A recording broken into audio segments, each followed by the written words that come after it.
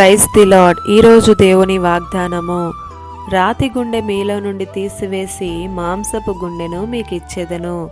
యెహెజ్కేలు గ్రంథము 36వ అధ్యాయం 26వ వచనము. మనిషి శరీరములో అవయవ మార్పిడి చేయగలుగుతున్నారు.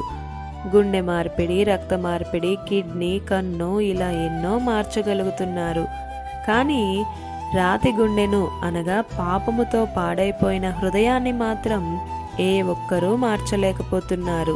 దేవుడు మాత్రం తన ప్రేమతో, కృపతో ఆయనను నమ్మిన వారికి మాంసపు హృదయాన్ని ఇస్తానని వాగ్దానం చేస్తున్నాడు.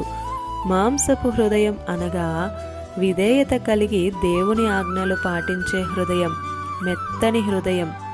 నా ప్రియ సహోదరుడా, సహోదరి, దేవుడు మార్చేది నీ కులం కాదు, మతం కాదు. పాడైపోయిన, బండబారిపోయిన నీ హృదయాన్ని ఆయన మార్చాలి అని ఆశపడుతున్నాడు. నీవు ఆయన దగ్గరకు రాగలిగితే ఆయన నీలో నుండి ఆ రాతి గుండెను తొలగించి మాంసపు గుండెను అనుగ్రహిస్తాడు. ఈ దిన వాగ్దానము మీ అందరి జీవితాలలో నెరవేరాలని కోరుతూ దేవుని సువార్త పరిచర్యలో మీ సహోదరి Prasanna. God bless you. Amen.